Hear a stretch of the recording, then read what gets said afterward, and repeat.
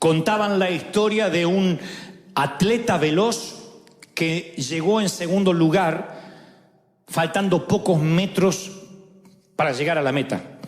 Entonces se paró exhausto, insisto, pocos metros antes de la final, porque alguien le ganó la delantera, y él veía que toda la multitud, el gentío, el público vitoreaba, pero no a él, sino al ganador. Él llegó, insisto, en segundo lugar.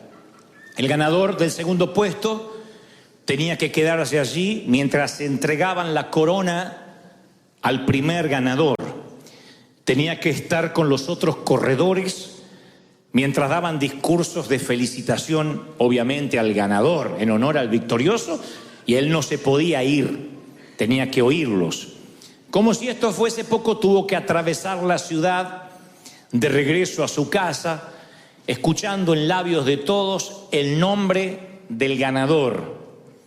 Al día siguiente, los periódicos en letra de molde tenían obviamente el nombre del ganador, pero eso no fue lo importante, sino que le hicieron una estatua en su honor en la plaza principal, en honor, claro, del ganador. Así que, con tal mala fortuna, que el que llegó en segundo lugar justo vivía cerca de la plaza. Y cada vez que salía se topaba con la figura de aquel que le había ganado la meta por pocos metros. Así que empezó a verse a sí mismo como un perdedor, pensando por qué no fui yo el que merecí los vítores, los discursos y obviamente la estatua, ¿no es cierto? El monumento. Así que el resentimiento, dicen los griegos, se le instaló en su alma y en su corazón, de modo que no lo dejaba dormir, pensando lo cerca que pudo haber estado de ser él el galardonado. Cuando el sueño le era esquivo, cuando no podía dormir y el insomnio venía para quedarse, el caballero se levantaba por las noches e iba hasta la plaza con un pequeño cincel y raspaba la piedra de la base.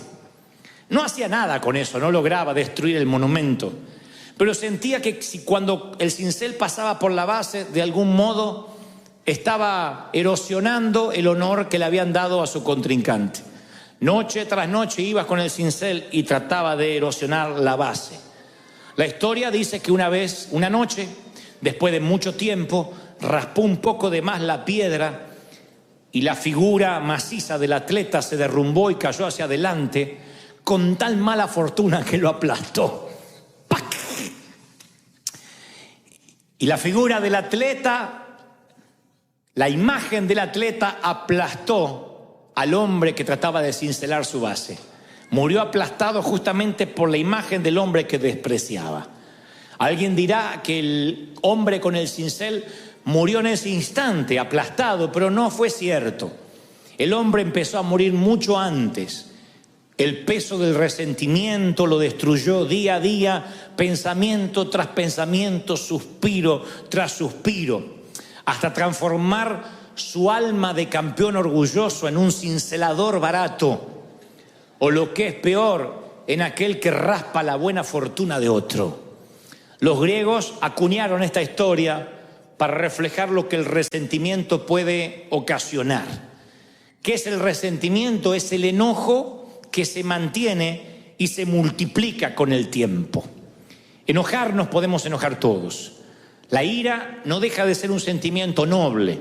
De otro modo, las escrituras no dirían: airaos, pero no pequéis, que la ira no te lleve a pecar.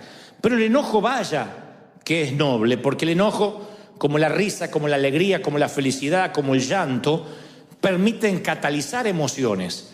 Uno puede enojarse contra el pecado, puede enojarse con el diablo, puede enojarse contra la corrupción, contra los delitos de lesa humanidad, puede enojarse contra los politiqueros baratos cuando vemos que las cosas se hacen mal, o te puede enojar la desobediencia.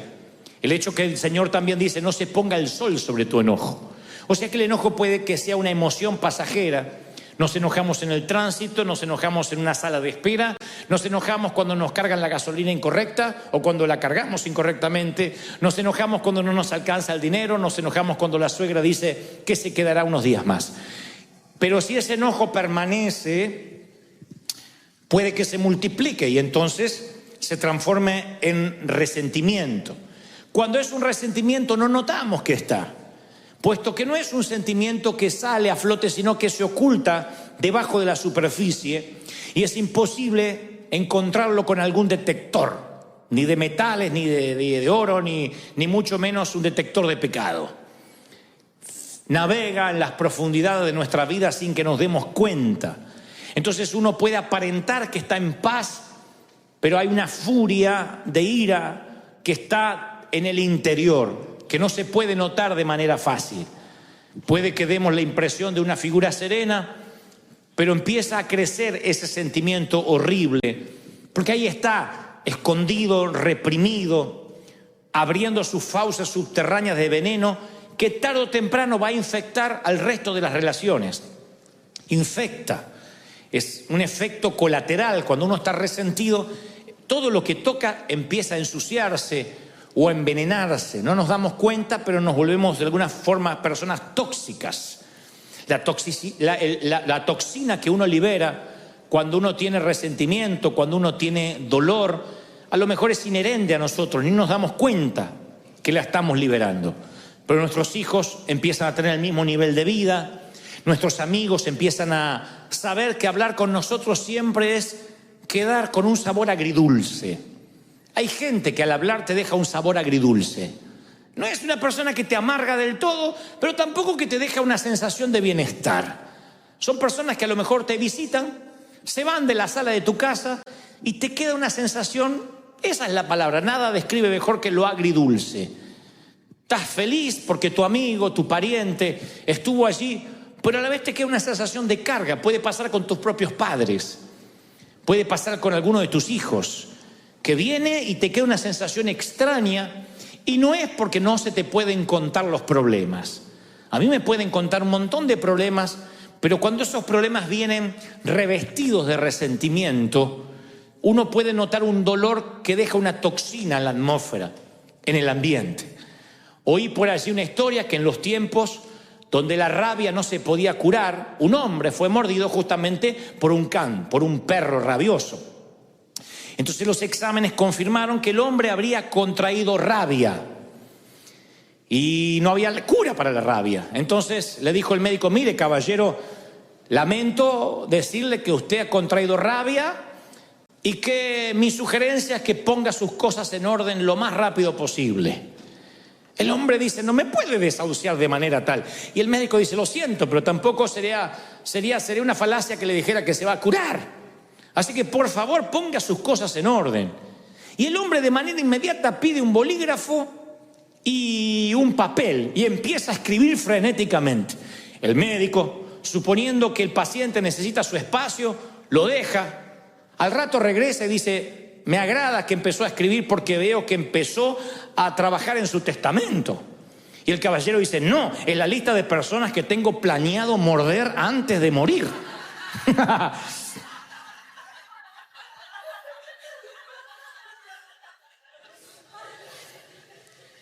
Entonces los resentidos son aquellos que fueron mordidos alguna vez y canalizan su energía mordiendo a otros y los transforma en personas permanentemente enojadas, en un enojo que no se va cuando se pone el sol, sino que permanece.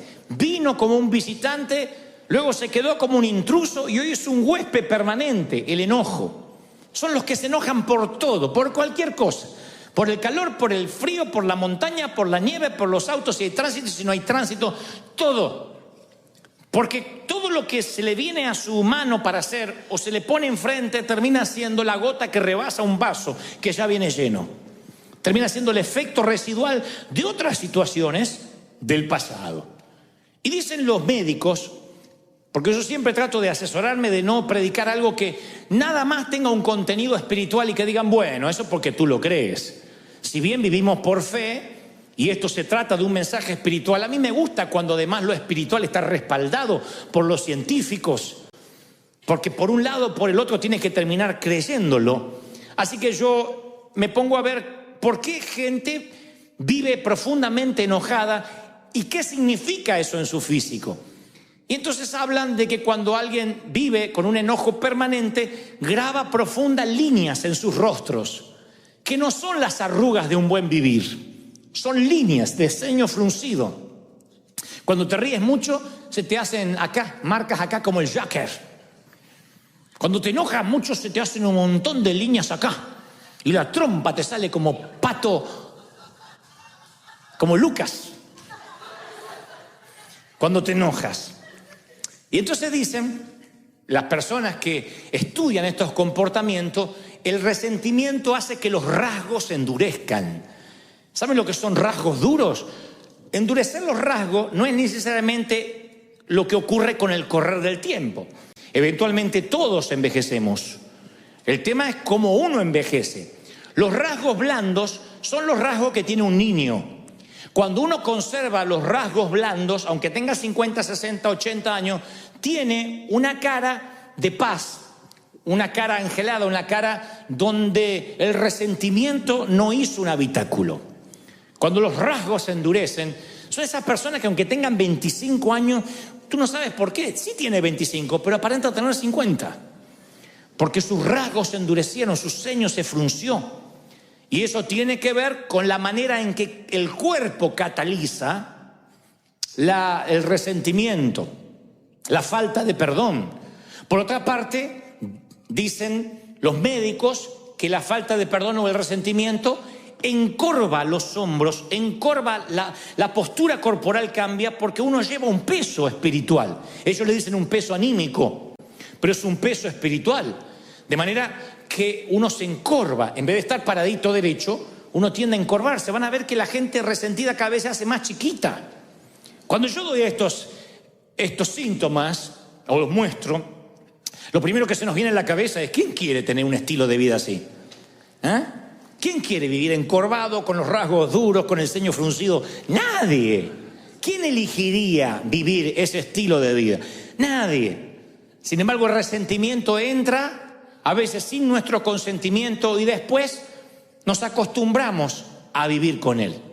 Si vas a buscar en la Biblia la palabra resentimiento, no está, no aparece en las concordancias. Es un término relativamente moderno, acuñado hace 2 siglos atrás. Pero Pablo, el apóstol, utiliza una frase que se acerca mucho al significado de manera sorprendente. Y cuando les diré dónde, se van a sorprender más todavía. En el capítulo del amor aparece lo más parecido al resentimiento. En 1 Corintios 13, donde está la prosa más elegante acerca del amor, allí aparece semiescondido lo que sería contrario justamente al amor puro, el resentimiento. Es aquel versículo 5 donde dice: el amor no hace nada indebido. Claro, esa es la traducción, en este caso al español. El amor no hace nada indebido. Sin embargo, en el original griego, en el hebreo también tiene un significado, pero en griego me gusta más porque se asemeja a lo que realmente es la amargura o el resentimiento. El original dice logizomai, Logizomai, logizomai. Entonces dice: el amor no es logizomai. Y uno diría: ¿qué es eso? ¿Qué no es logizomai? Bueno, es una palabra de los contadores públicos certificados de la época. En el primer siglo, cuando la gente tenía una deuda que no podía pagar y se transformaba en un moroso constante, no iba a collection, ni le llegaban cartas de desalojo. Había contadores que anotaban su deuda en lo que se llamaba un libro mayor de contaduría. Y esa deuda era escrita en tinta, con una pluma. O sea que no se podía borrar, quedaba parte de tu background. Vivías como moroso o como un mal pagador el resto de tu vida. Algo así como el background que podemos tener nosotros ante la ley. Alguien que comete un ilícito o un acto delictivo, inmediatamente eso forma parte de su hoja de vida. Y aún así pagues tu sentencia, pagues tu deuda con la sociedad, cuando salgas de la cárcel, aun cuando cumpliste, insisto, tu condena, cruzas una luz en rojo, inmediatamente el policía coloca tu placa o tu nombre en su computadora y le aparece que estuviste en la cárcel y por qué razón. Eso se llama tus antecedentes penales. En el primer siglo no había un sistema computarizado de antecedentes penales, pero había un libro mayor de los contadores que era justamente lo que el apóstol dice, el logizomai. Y Pablo dice, en el verdadero amor no hay libros contables, no hay contaduría, nadie te lleva la contabilidad de tus metidas de pata. El verdadero amor no publica tabla de posiciones, quién salió primero y quién salió segundo. El verdadero amor no hace lista de a quienes tienes que morder. El verdadero amor, y esto le da título al mensaje, se acuerda de olvidar. El verdadero amor te dice, acuérdate de olvidar. No lleves libros contables de lo que te hicieron, cómo te hicieron, cuándo te lo hicieron. Porque el verdadero amor no lleva contabilidad. Eso es cuando se traduce en el verdadero amor, no hace nada indebido. Dios se olvidó y se olvidó de que se olvidó. Y te dice, acuérdate de olvidar. David, el hombre conforme al corazón de Dios, que en los asuntos del corazón era ¿qué puedo decir? El Pablo Cortázar de la época. Era Gabriel García Márquez. Con el mayor respeto que me merece David, no lo estoy comparando con estos autores, pero digo, el escritor del amor por excelencia. Sus salmos podrían componer millones de canciones hasta la fecha. Y este campeón del amor y este hombre conforme al corazón de Dios está en el lecho de muerte, David, y hace entrar a su hijo Salomón al cuarto y le da un consejo final. ¿Qué creen que le dice? ¿Cómo batallar? ¿Cómo pelear sus batallas? ¿Cómo luchar contra el orgullo? ¿Cómo no pecar? No creerán cuál es el consejo que le da en el último aliento a Salomón. Primera de Reyes 2:5 nos deja un registro de esas patéticas palabras.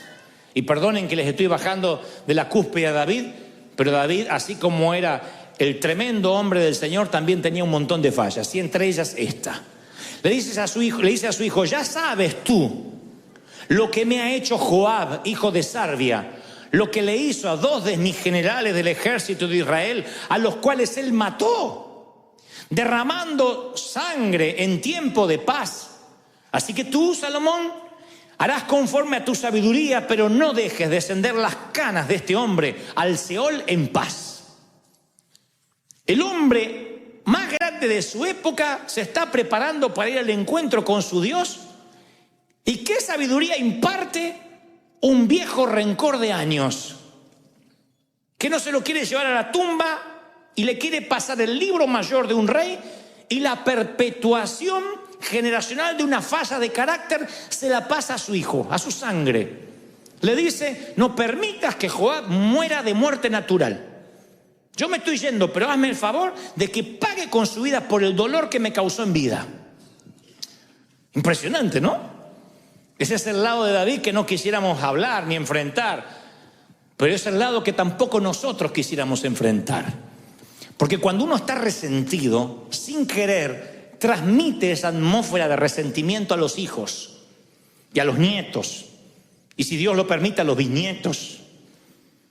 Los hijos son los mudos testigos que nos ven cómo hablamos con resentimiento, ya no solo de hombres de Dios, cómo hablamos de resentimiento de nuestros padres, de cómo me criaron, la forma que ya no lo contamos como una experiencia didáctica, sino con dolor. Y ellos heredan. Recuérdense que más que heredan, son impartidos por esa maldición. Recuerden que la herencia es lo que uno le deja a alguien, pero la impartición es lo que uno deja en alguien. Y esa impartición que le damos a los hijos a diario puede ser bendición o maldición. Cuando estén ante una disyuntiva de la vida, nuestros hijos van a decir, ¿cómo hacía el viejo en mi lugar? ¿Qué hacía mamá ante una situación igual? Y si mamá reaccionaba llena de dolor, de resentimiento, esa hija va a ser otra resentida. Va a tratar al esposo como vio que la madre trataba a su padre. El hijo va a tratar a su mujer como vio que su padre trataba a su madre y viceversa. Es una cosa que empieza a repetirse de generación en generación. Es el poder del entorno. Yo puedo reprender maldiciones generacionales y decir, se corta aquí aquello de que si los padres comieron las uvas agrias, los hijos no heredarán la dentera. Lo creo. Yo no creo que porque tuviste un abuelo borracho o un papá divorciado vas a seguir el patrón generacional, vas a tomar la posta generacional. Yo creo que no. Dios hace todas las cosas nuevas, pero no puedo cambiar el poder del entorno. El entorno es lo que se respira en tu familia, lo que se habla. Si en tu casa, por mucho, no creo que porque tu abuelo era alcohólico vas a ser alcohólico y tus hijos lo van a hacer. Pero si en tu casa cualquier festejo amerita tomarse un tequila, y si estás triste te tomas un tequila, y si estás alegre te tomas un tequila, y para que la Santa Cena no te caiga mal te tomas un tequila, y si pierde las Chivas te tomas un tequila, y si gana la América te ganas un tequila. Se respira un ambiente de alcohol, un entorno donde para celebrar o para echar fuera las penas no está Dios, está el alcohol. Yo no puedo ir contra, no hay anacondia que te libere del poder del entorno. El resentimiento es igual. Cuando en las mesas familiares se empieza a hablar de todo mundo, cuando los hijos aprenden que después del servicio la comida es para hablar de todo lo que estuvo mal y qué hizo el ujier y por qué lo hizo el otro y por qué la otra se cortó el pelo y fíjate la que se puso y aquella que está fajada y la otra que se piensa que aquella gorda que le creció el trasero. Cuando todo eso lo hablas en la mesa, ese entorno genera críticos, genera gente que detesta la hipocresía, pero también detesta la iglesia. Lo generas. Es lo que David explícitamente hace con Salomón.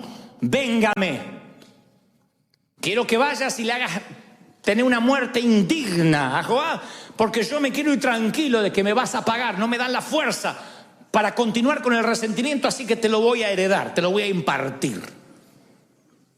Y el resentimiento es una criatura horrible, deformada, distorsiona la realidad.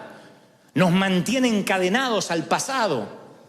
Junta un montón de ayeres y te perderás un montón de mañanas. ¿Quién quiere estar encadenado al pasado? Y yo soy muy cuidadoso cuando hablo de resentimiento y de perdón, porque estuve mucho de ese lado. Y escuché a muchos predicadores decir, tienes que perdonar, perdona si tienes el corazón del Señor. Y a veces las historias son tan retorcidas. A veces lo que le ha pasado a la gente es tan doloroso que hasta gritar desde aquí, perdona y se acabó, suena una subestimación a lo que te pasó. Como diciendo, ¿qué importa que te violaron sistemáticamente desde los 9 hasta los 15 años?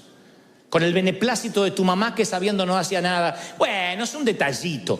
Claro, la que le pasa dice, usted no sabe lo que está hablando. Como se ve que nunca le pasó, nunca le abusaron a un hijo mínimamente. Entonces yo respeto el dolor. Yo entiendo que lo que te pudo haber pasado es una cosa espantosa que no quieres recordar. Ahora, justamente por eso, ¿mereces anclar tu vida a esos años oscuros? ¿Quién se merece eso? ¿Mereces que tu vida sea un parteaguas desde lo que te pasó en adelante y que a partir de ahí nunca más vuelvas a ser feliz?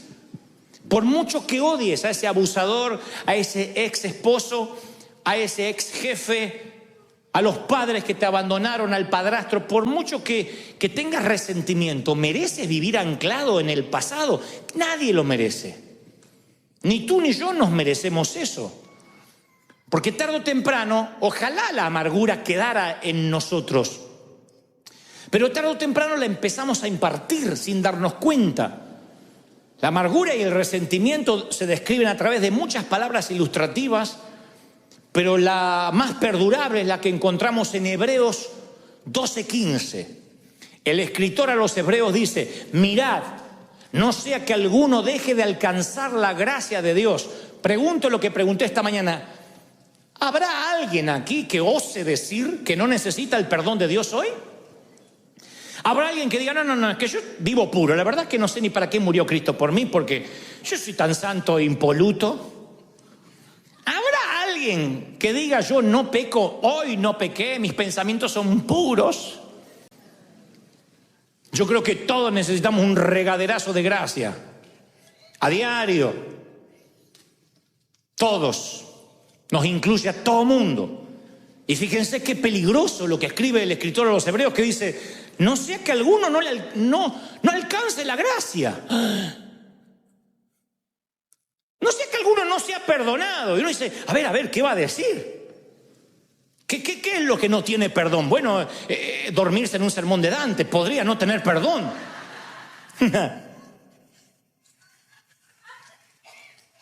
No, dice que brotando alguna raíz de amargura los estorbe y sean muchos contaminados. Para que una raíz de amargura brote, la amargura tiene que estar subterránea, si no, no brota. Para que algo brote tiene que estar abajo sembrado. Y si dice que la amargura brota, es porque la amargura está debajo. En algún momento la semilla del rencor cayó en esa tierra. Si no, ¿cómo va a brotar rabanitos o tomates? ¿Cómo va a brotar brócoli si nunca sembraste brócoli? Y dice, no sea que les brote una semilla, una raíz de amargura y los estorbe. Imagínate que te pierdes la gracia de Dios porque tú no das gracia. Me hiela la sangre pensar que porque yo no puedo perdonar, Dios tampoco me perdone a mí. Y el Señor, por si a alguien le queda duda, dice, sí, con la misma vara que medís, serás medido. Con la misma vara. Es bíblico. Los que piden justicia para el otro y misericordia para sí. No, si pides justicia para el otro, tú no quieres justicia para ti.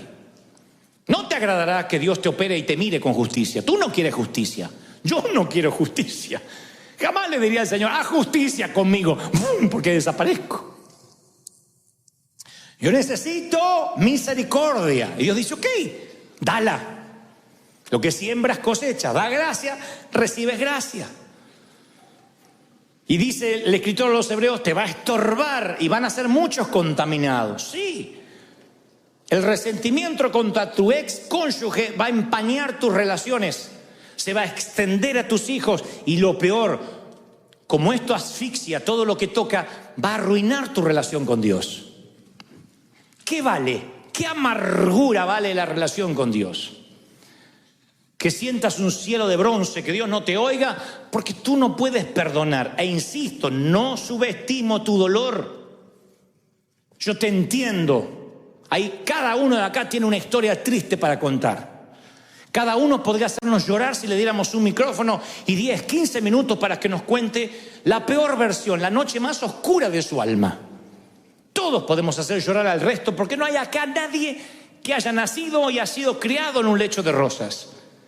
Así que insisto, no subestimo tu dolor. Lo que digo, no merece la pena que tú te pierdas la gracia de Dios por ese rencor, por ese cáncer. El doctor Don Colbert, que es un médico cristiano, él describe un ejemplo específico de eso. Él suele escribir sobre estas cosas y cómo el cuerpo interpreta las emociones tóxicas como el resentimiento, la amargura y la falta de perdón. Él dice que cuando la falta de perdón es constante, el estrés del cuerpo aumenta y el sistema inmune del ser humano se pone en sobremarcha, o sea, se altera. ¿Qué es el sistema inmune? Lo que ataca las bacterias, lo que ataca los hongos, los virus del cuerpo. Pero cuando el sistema inmune está bajo mucho estrés, todo tu cuerpo está bajo mucho estrés, empieza a atacar las células sanas, lo cual produce enfermedades de autoinmunes inflamatorias, artritis, lupus. Y entonces él cuenta una mujer de mediana edad que llega toda medio encorvada con la esperanza de encontrar alivio a un leve dolor que ella le asignaba a la artritis. Y Colbert le dice, mire, le voy a prescribir un antiinflamatorio y luego la voy a enviar a hacer un análisis de sangre a ver si es algo más grave. Efectivamente era más grave, tenía artritis reumatoidea. O sea, una artritis que empieza a avanzar sin piedad y termina por deformarle todo el cuerpo. Obviamente la remitieron a un reumatólogo para un tratamiento, pero el médico no se quedó ahí. Dice, es raro que una mujer tan joven sufra de esto, ni siquiera hay antecedentes en su código genético. Así que la envía a llamar de vuelta y le dice, ¿qué le preocupa? Si había alguna situación estresante, además de lo que le estaba aconteciendo en sus huesos. Y ella dice, mire, yo no termino de salir de un divorcio muy doloroso. Don Colbert lo relata así, dice, cuando mencionó el nombre del ex marido, el semblante tierno cambió dramáticamente, fue Hulk. Su rostro se retorció en un gruñido y con profunda voz baja, casi susurrante, le dijo, odio a mi marido, a mi ex, y le deseo la muerte.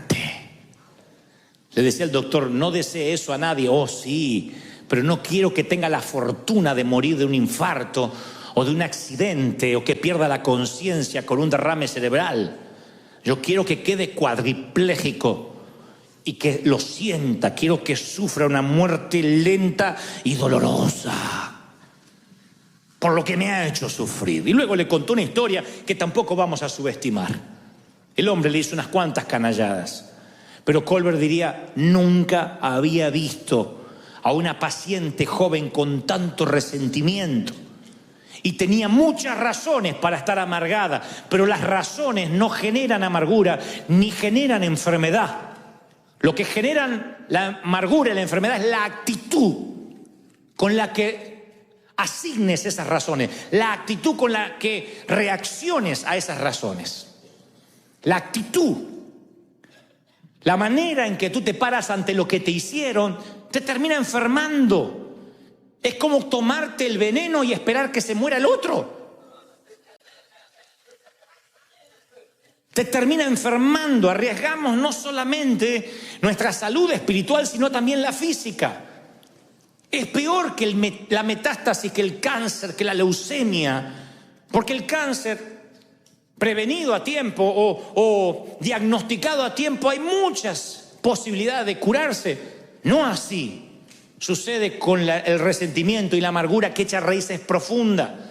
La metástasis de la falta de perdón echa raíces tan a raudales, se extiende a raudales y echa raíces tan hondas que no nos damos cuenta hasta que brota la raíz de amargura, hasta que brota la semilla, y ahí te arruina la relación con Dios y con los que te rodean. Empieza a tener el resentimiento vida propia, empieza a nutrirse de tu energía, de tu unción.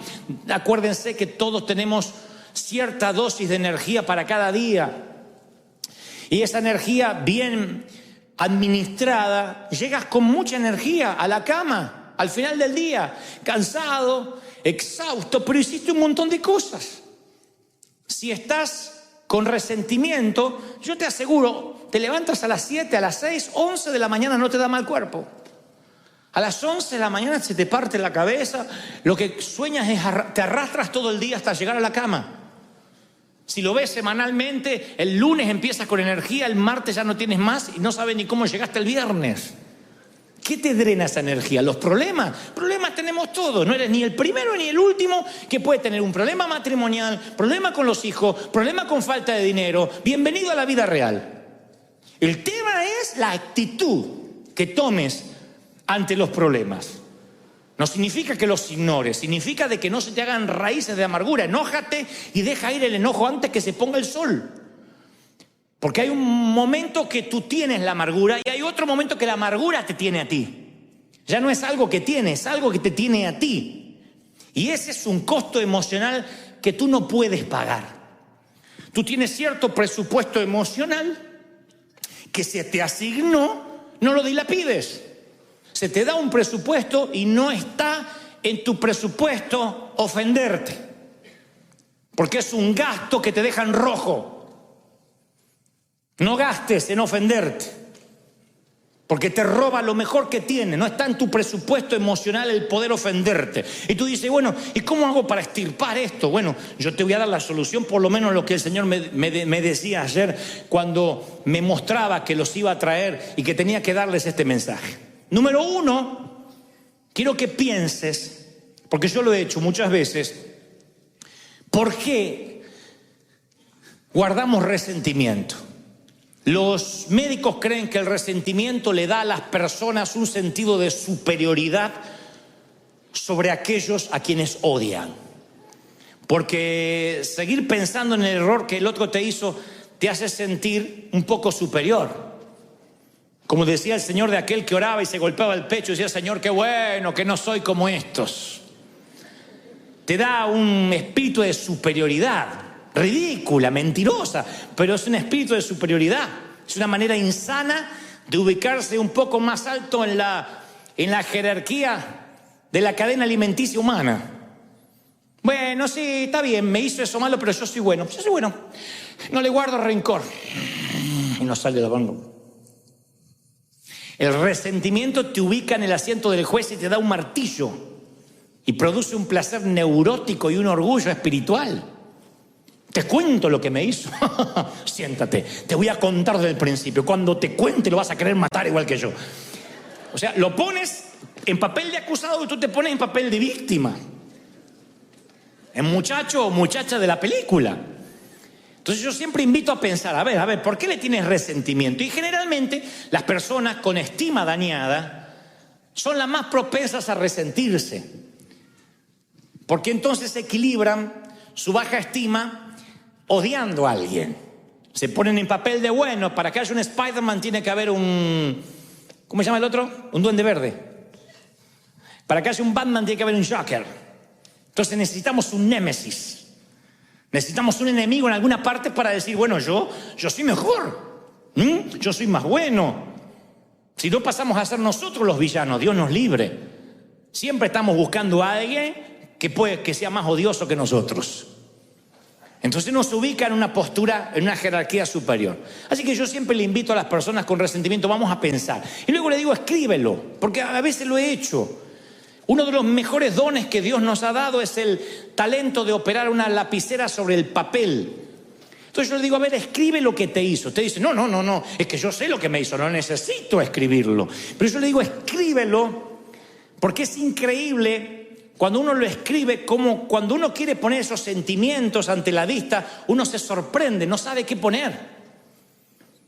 Cuando uno los tiene que escribir. Hay familias que están peleadas por años y ya no se acuerdan por qué. Porque los antagonistas, los que se pelearon, están muertos. Resulta que la abuela Ana, la abuela materna, se peleó con los de la otra esquina y las dos familias se odian como los Montesco y los Capuleto de la obra de Shakespeare y no saben por qué. No, es que una vez la abuela le fue a pedir un poco de aceite y el condenado no le prestó y hasta los nietos se odian por un poco de aceite. A veces familias enteras están disasociadas completamente por problemas que viajan, navegan en los canales subterráneos de la sangre, impartidos, y no sabemos por qué. Cuando uno le dice a esos hijos, anótalo en un papel, les parece una ridiculez cuando exterioriza los sentimientos y se da cuenta que no vale en absoluto la energía emocional que están gastando. Cuando uno los escribe son sentimientos vagos, amorfos, que dices, bueno, a ver, es que... Porque hay cosas graves, un abuso, una violación, una infidelidad, pero después hay lo que yo llamo sensaciones. Yo decía en el servicio anterior que en esta iglesia los líderes, los pastores, a la hora de aconsejar siempre decimos, no me hables de sensaciones. Yo estoy harto, me crié en una iglesia donde todo era sensaciones. Pedían una entrevista pastoral, es que siento que no me aman. Siento que cuando entro dejan de hablar lo que están hablando, así que siento como que hablan de mí. Entonces uno le dice, bueno, a ver, ¿tienes pruebas? Bueno, no, pruebas como pruebas no, pero siento. A veces viene gente y dice, yo siento que tal matrimonio está mal. Lo siento cuando los veo, lo siento y lo siento. ¿Y qué estuviste en la habitación? ¿Te contaron? No, pero siento. El otro día vi detalles, cosas que siento y me preocupan. Imagínense si la iglesia multitudinaria se manejara por sensaciones. Entonces yo suelo decir, a ver, si tuvieras que llevar esto ante un juez, que te dice, a ver, acá tenemos 15 minutos para tratar su caso. No me venga con sensaciones, véngame con pruebas, con testigos. ¿Qué pasó? Ah, bueno, no, pero yo vi que movía los labios y parecía que dijo mi nombre. Sensaciones. La mayoría de los resentimientos vienen por sensaciones, por cosas que no tienen asidero. Entonces cuando uno las escribe se da cuenta, no tengo pruebas, me estoy preocupando sin asidero, sin tener de qué. Es como el niño que está asustado en la oscuridad en la película Monster Inc., la primera, donde el niño ve la manga de un saco, de una chaqueta, y cree que es un monstruo. Cuando enciende la luz el padre se da cuenta que es una chaqueta. Y lo mismo pasa cuando traes tu amargura de la oscuridad hacia la luz. A ver, ¿por qué estoy amargado? Te das cuenta que son tonterías, son sensaciones. Hay remordimientos de años porque alguien te dijo no a una invitación a cenar. No lo invito nunca más en la perra vida.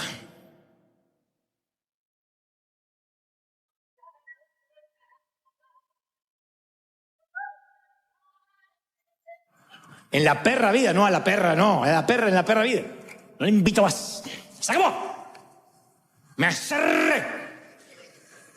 Y cuando yo me cierro. Y por ahí el otro no tenía ganas de ir a comer.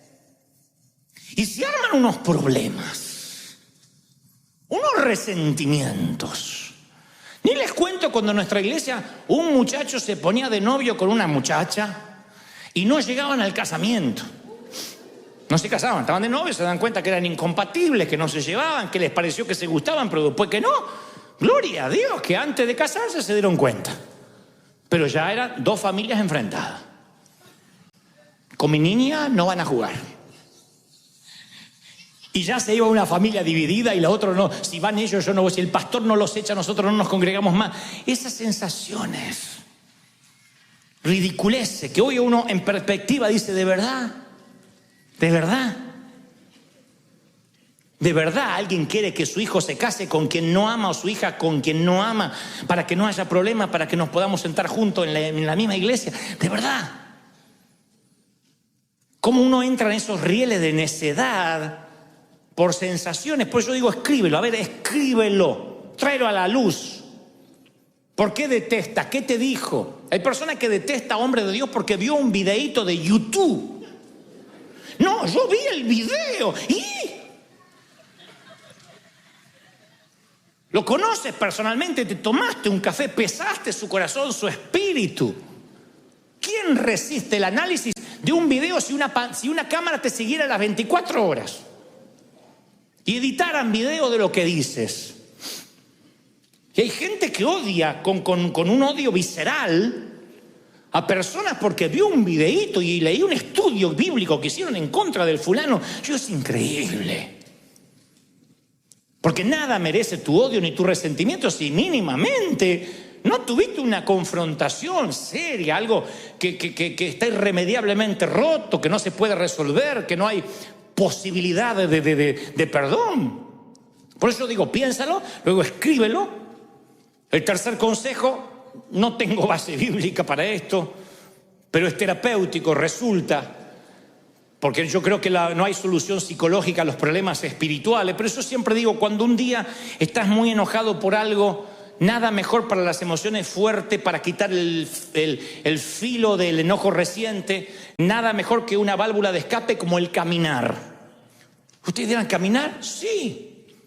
Salir de tu entorno. Cuando estás viendo que hay resentimiento, que se está gestando, sal a caminar. Si tienes cuentas con recursos, vete a pasear más lejos. Si tienes un automóvil, sube al auto y vete a dar vueltas sin sentido. Ustedes dirán, ¿de dónde sacaste eso?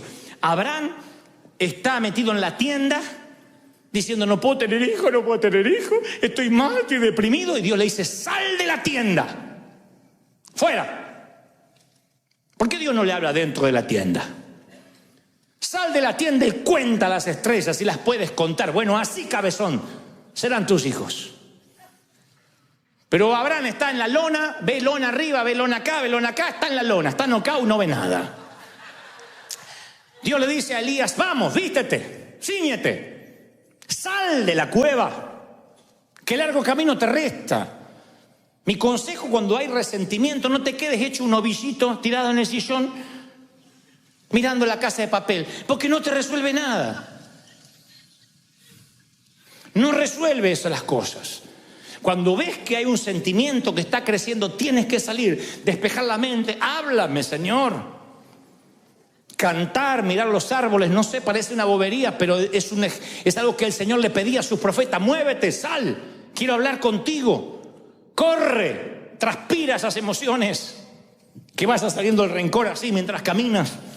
Después de 20 minutos quemas grasa, después de media hora quemas rencor.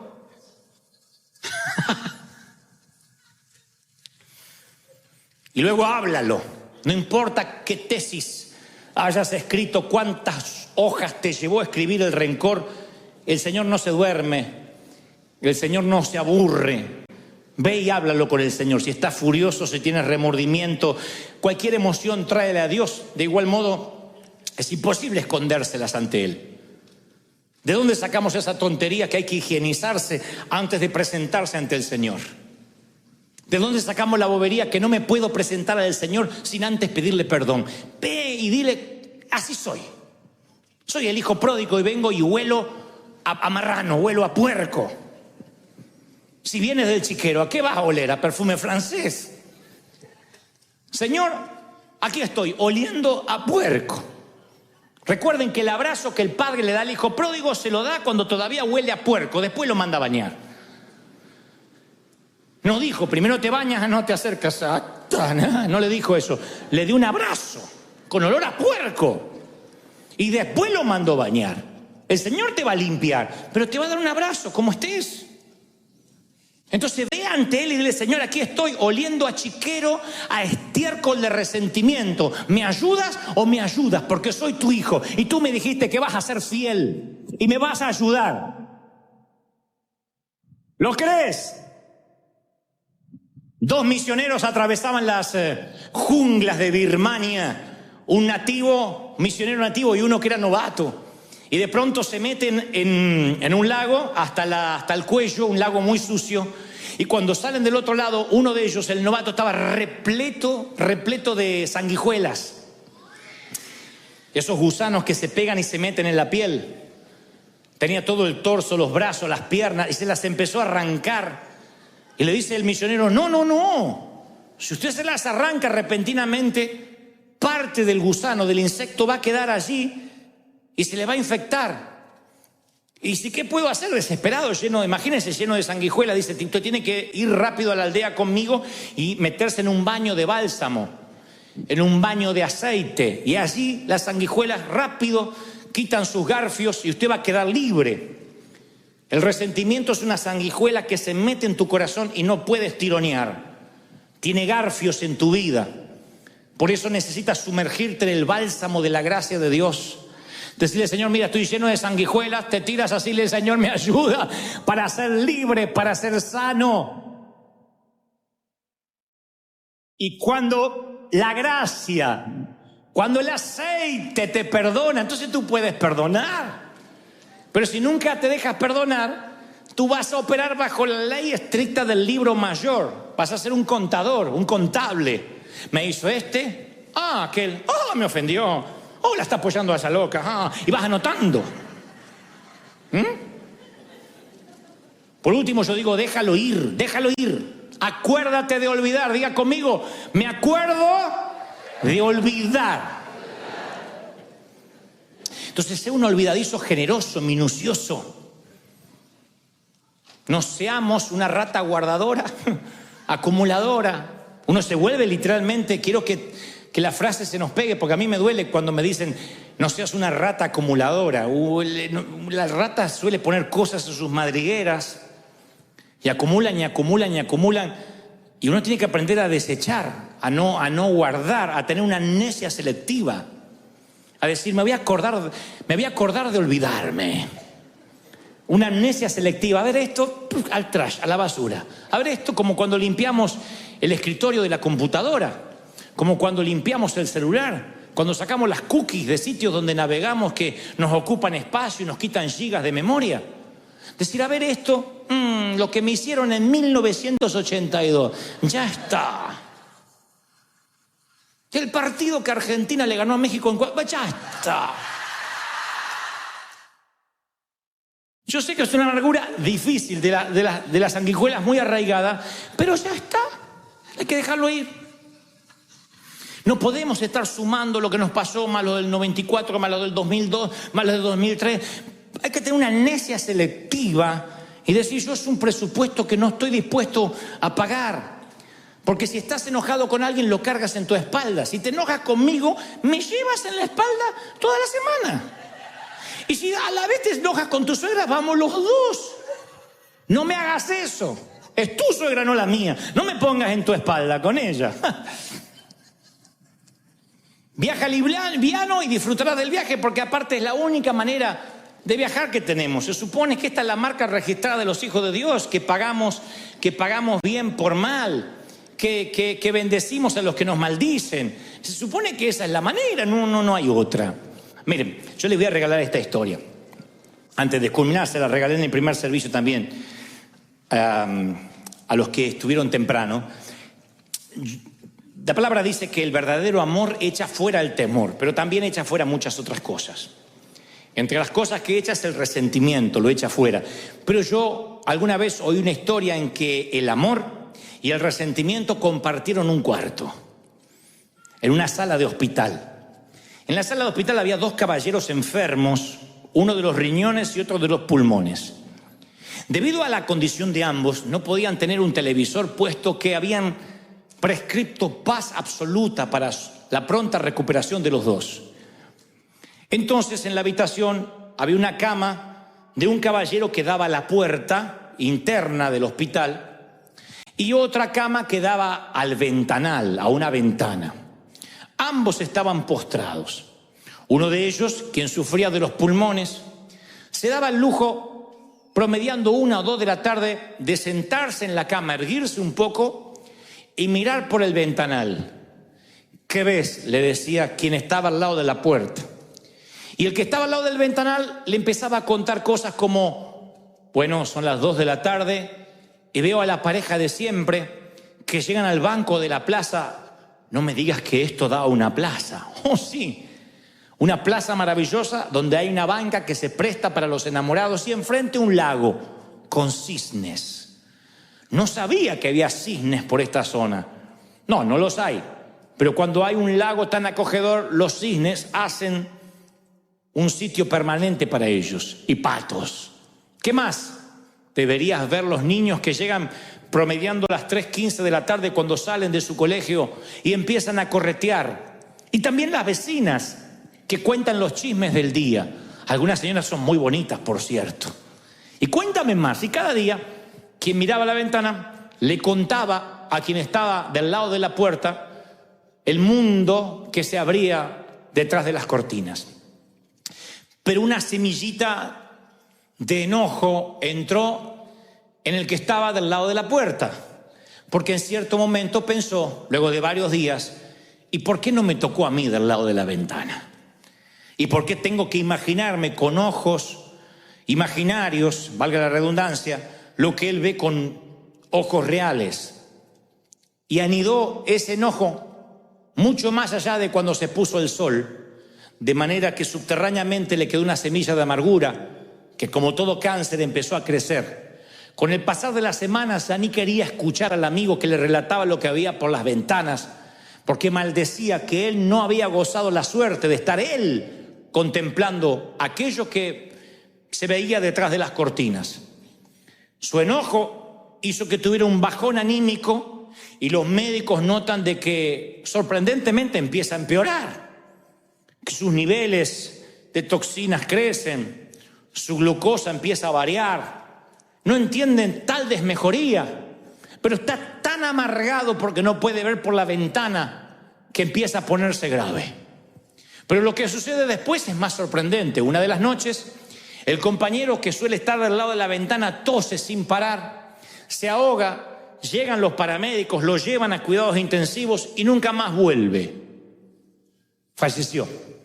No resistió seguramente a un virus intrahospitalario. Y ahora el caballero que está al lado de la puerta pide si es posible que a él lo trasladen a donde estaba su amigo o su ocasional compañero de cuarto, ya que no va a volver. Los enfermeros consideran que es un pedido noble, así que le cambian la cama y lo ponen del lado de la ventana.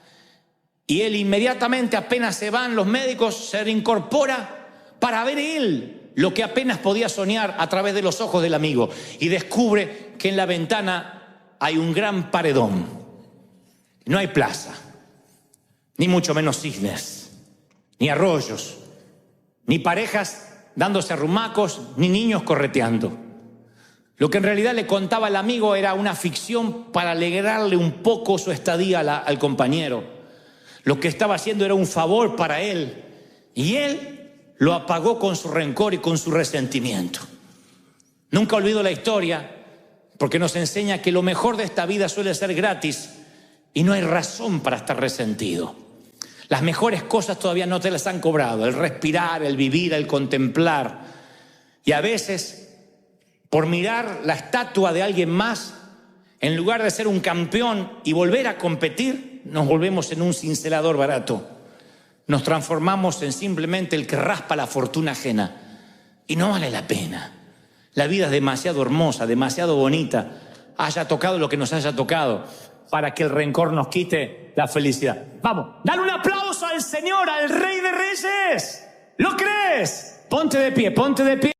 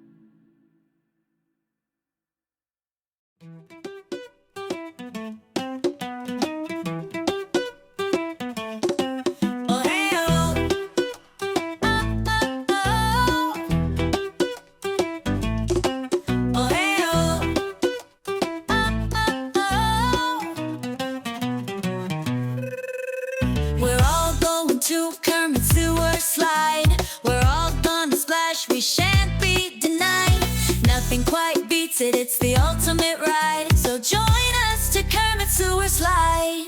Oh hey,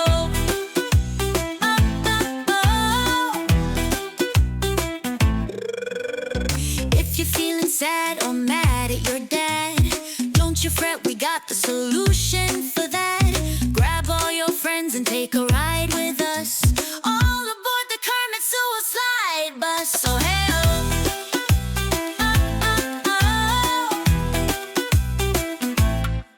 oh hey oh,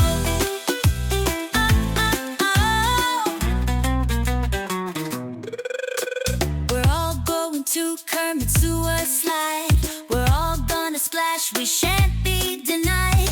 Nothing quite beats it, it's the ultimate ride. So join us to Kermit Suicide. Oh hey oh,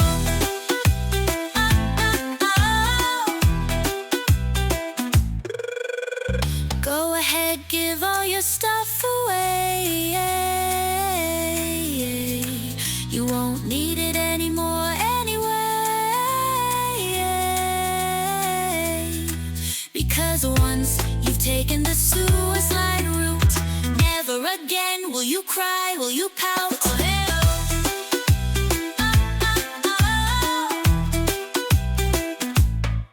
Oh, hey, oh.